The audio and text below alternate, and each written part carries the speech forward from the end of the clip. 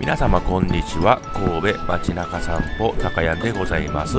今回は11月の8日ですかね、土木の日に開催されました港川隧道通り抜けの抽選にね、今回当たりましたので早速行ってみました。この港川隧道の通り抜けというのは1年に1回だけなんですね。でこちらが永田商店街、永田神社に行くところですね。でこちら今現在いるところ、新港川永田橋東広場というところ、このような感じで、大掛かりなイベントになってございます。だいたいね2000人から3000人ぐらい通り抜けされるんですかね。それではその様子をゆっくり見ていきましょう。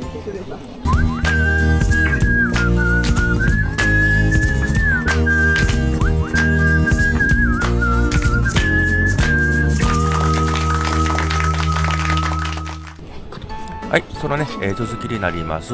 でこの辺りからね、下河原の方へ降りていく感じになります。でこの港川隧道なんですが、今現在、月に、2回ですかね、一部だけ公開されてございます。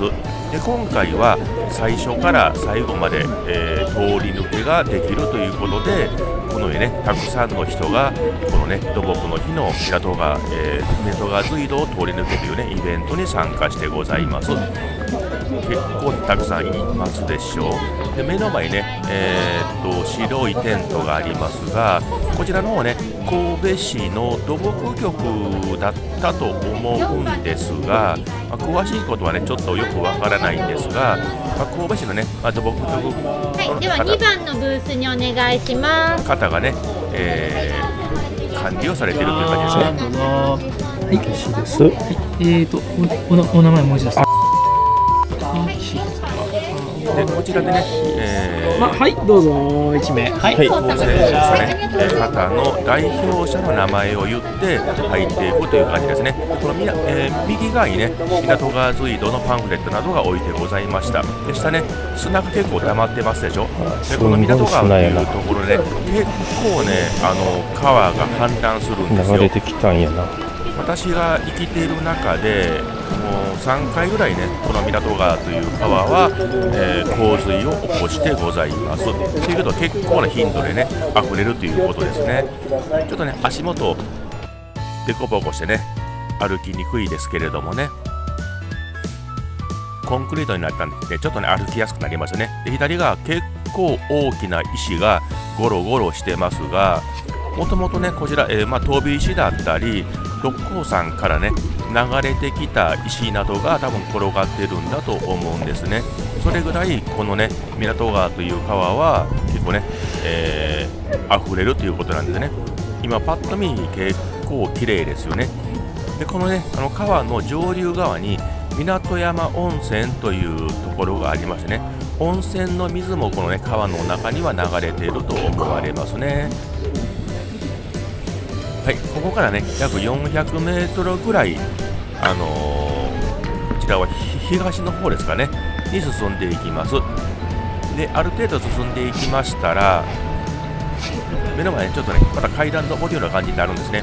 ちょっとね足元が悪いんで、一旦ね上の方に上がるような感じになるらしいですね。コンクリートやから新しいか。これね結構飛び石があってね右とか左に行けるようなんですが、お子様方もねこちらのイベントには参加してるんで、こういうね安全な道を行くということになってるみたいですね。はい、でこれ上の方に上がるとね先ほどの公園のところに上がるということですね。で各所にこういうね係員の方スタッフの方が立たれて安全に通り抜けができるようにね配慮がされてございます。でこの辺りね一般の方々っていうのは港川隧道を、守る友の会という感じですね。中で分かれるんですね。目の前ね、大きなトンネルが見えてまいりました。こちらがね、新しい新港川隧道というかね新港川トンネルですね。でこちらがね昔のね明治時代に作られた港川隧道に比べてトンネルの大きさ直径が約 1.6 倍ぐらいにはなってます。それぐらいね川の、水の量がね、多いんで流されるじゃなくてね水があふれるということですね。で足元ね結構滑るんですよね。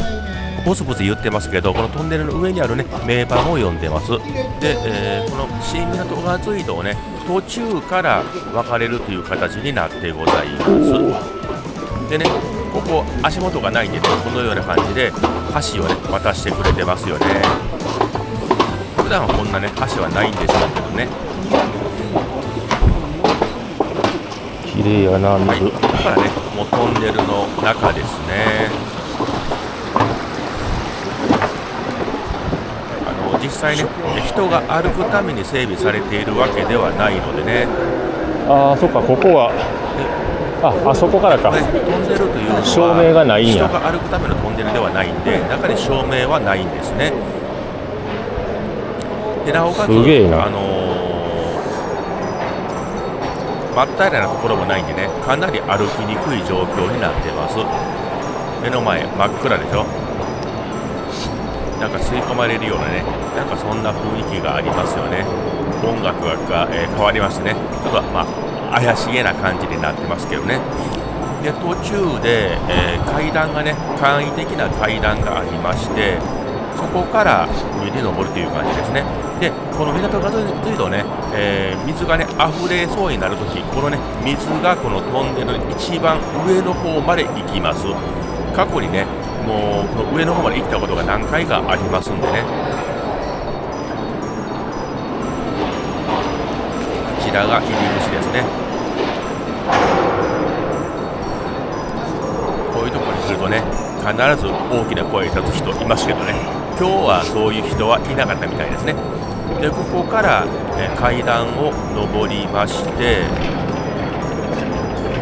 昔のね旧港川隧道の方へ入ってまいります。ここ結構滑りやすいんでね、足元注意したいと思います。こちらは、普段は階段はついてないと思うんで、イベント以外の時はねこちら入ろうと思っても入れないと思いますのでね。新港川隧道から旧港川隧道への連絡通路を通りまして、ここから明治時代の土木遺産であります旧港川隧道の方に入ってまいります。水が入らんようにしてんのか。これね階段上るようになってるんですが、先ほどね水が溢れるときトンネルの、天井あたりまでね水が来ると言ってたんですけども、こちらの、旧港川隧道に水がね逆流しないようにこのようにね、せき止められているということですね。でこちらがね新しく作られた、連絡通路ですね。またこちらは旧港川隧道ではないですね。よいしょ。このようにね結構高い壁でして、だいたい3メートルぐらいですかね。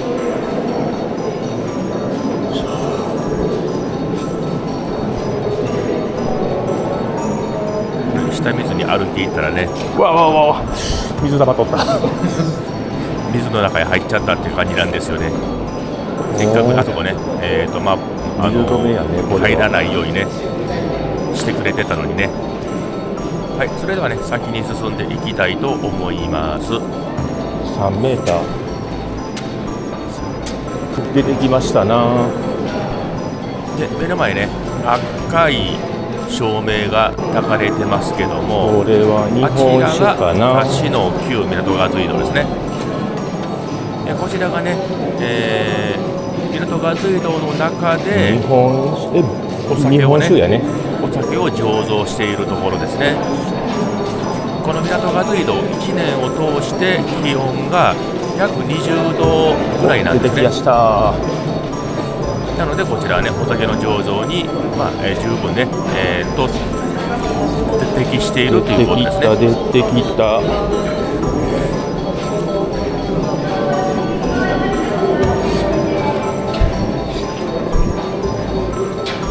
こちらがレンガ造りの旧港川隧道になります。こ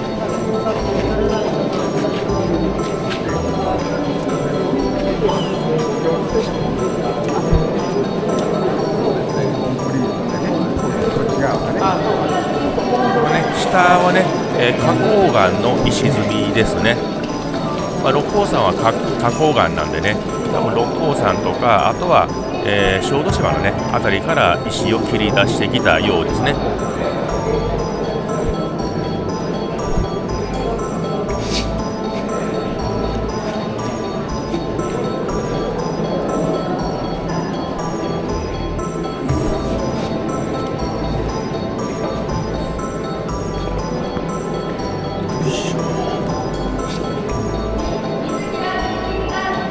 これね、下に溜まっている水というのは上のね、天井の方から染み出してきた水であるとか、あと壁のねところから染み出してきた地下水ですね。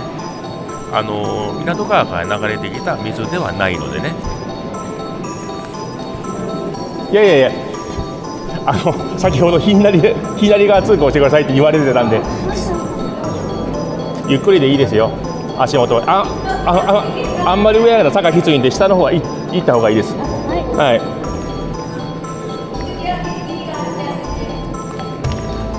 もうちょっと右の方が足元安定してますよ。でこれね、もともとは川のトンネルなんで、歩くようにはできてませんのでね、結構この辺りね整備されてないので、かなり花崗岩だから滑りやすいですからね。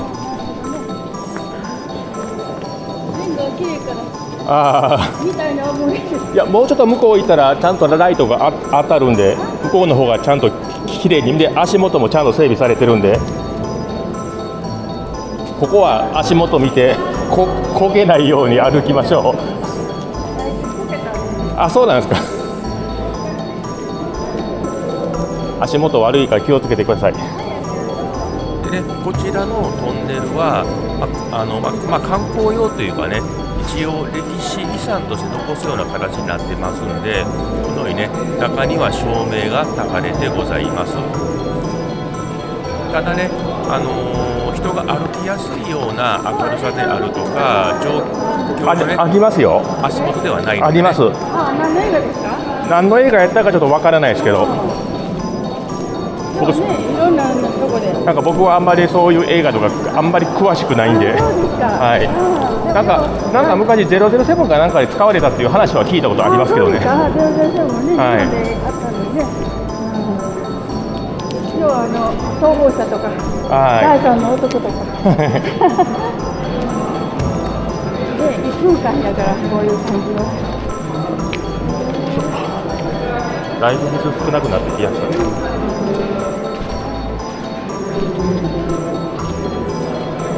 あそこに置いてあったお酒は飲まれたことあるんですか？いや、ないです。でもなんかふわっと氷もしてることもなかったから。一応ここ1年を通して温度が20度なんですよ。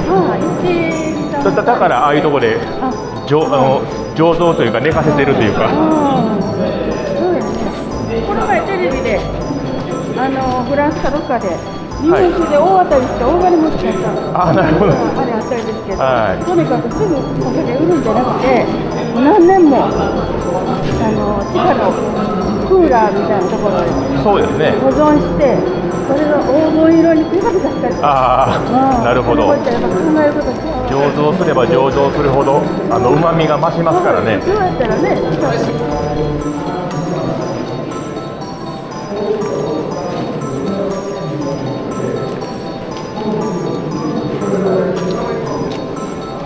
トンネルの工事の際に、できたね明治時代の名板というのがあったんですけども、ねこちらの映像とかではねなんか取り切れてなかったんで、また後で紹介させていただきたいと思います。ただね、あまりにも状態が悪いのではっきりは読み取れない。こちらですね、名板の状態が結構悪いので、こういうね解説はされてますけど、ちょっと読みにくくはなってますよね。でだいぶね下の方も歩きやすくはなってまいりましたね。水がね結構少なくなってきましたんでね。ただこの後靴がねもうドロドロになってました。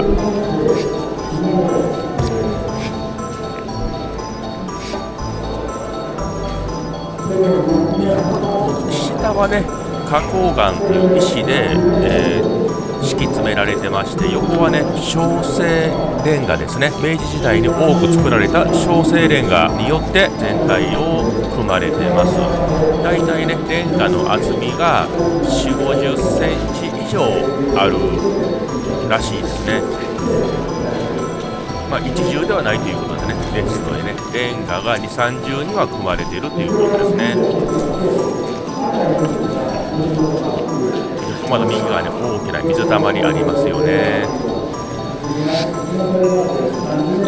で目の前ね、なんか、説明というかね、スクリーンみたいなようなものが見えますけれども、あちらにね、こちらの港川水道の、できてきた、ね、歴史などを説明してございます。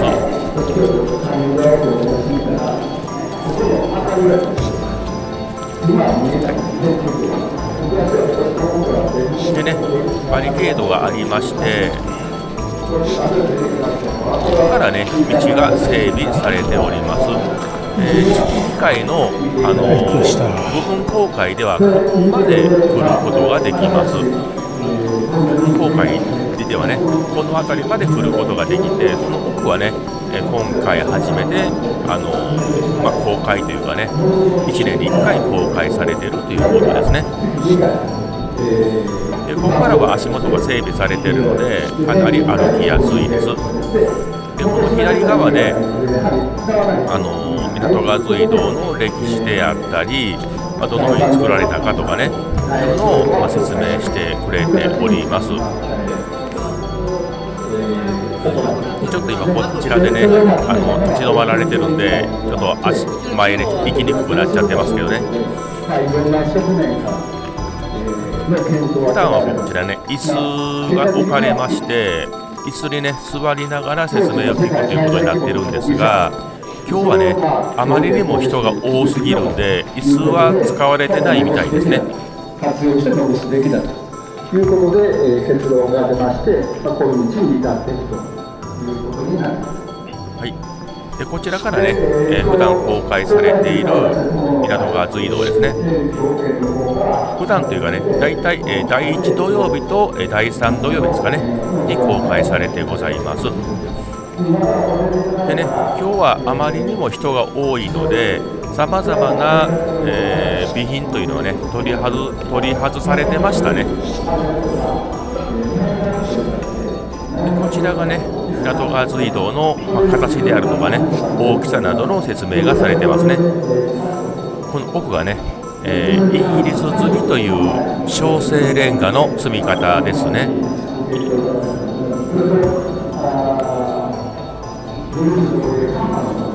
もうね、ビデオのねアクションカメラ2台と普通のねデジタルカメラ1台とね、何個持っていってんねんって感じなんですけどね。これ前の方の照明なんですけども、青っぽく見えますけども、こちらがね蛍光灯なんですね。蛍光灯なんで、普通のライトからすると緑色っぽくね、照明が映るということですね。今ちょっとね色の調整はしましてね、白色には見えてますけどもね。こちらね、常に壁とか天井からね水が滴り落ちてございます。これはね汚い水ではなくてね、雨水などが落ちているものなんですけどもね、雨水であるとか地下水ですね。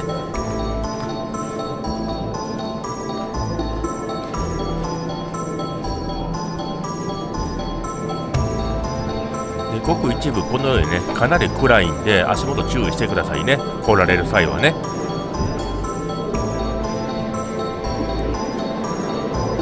あれどこやったかな。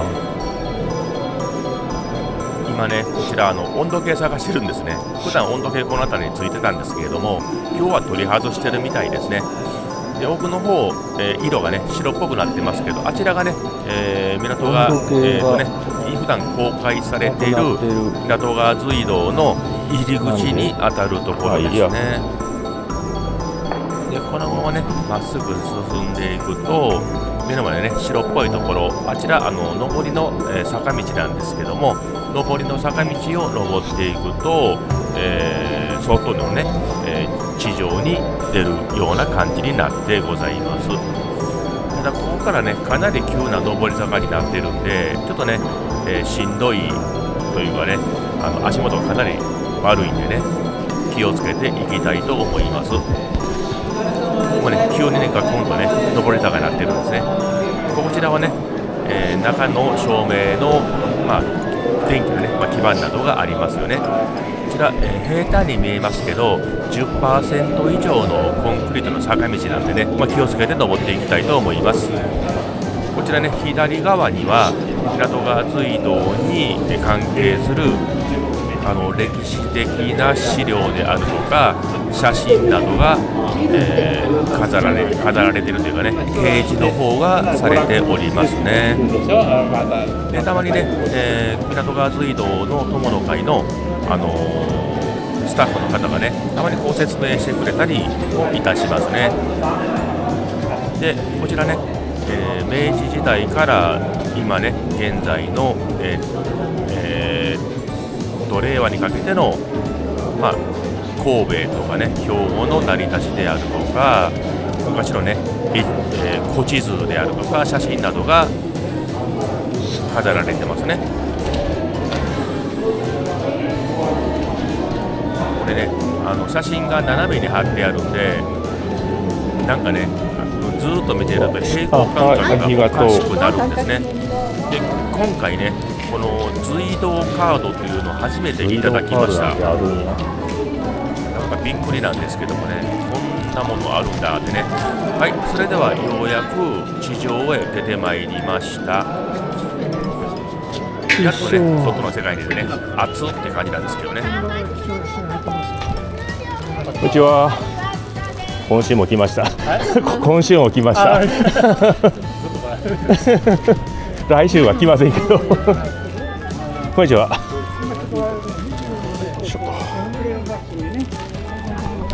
はい、今回は、1年に1回開催されます、土木の日ですねに開催されます港川水道通り抜けというねイベントを紹介してまいりました。でね、こちらのイベントは参加は、お金はいりません。ただね参加人数がかなり多いんで抽選になることも結構あるんですね。なので私自身もね今回初めて抽選通りましたんであれなんだ。こちらね今回初めて来させていただいたということですね。はい、今回の動画いかがでございましたでしょうか。今回の、動画ですね良かったと思っていただきましたらチャンネル登録と高評価あとコメントなどいただけましたら大変嬉しいです。そうしましたらまた皆様と次回お会いできることを願いましてさようなら。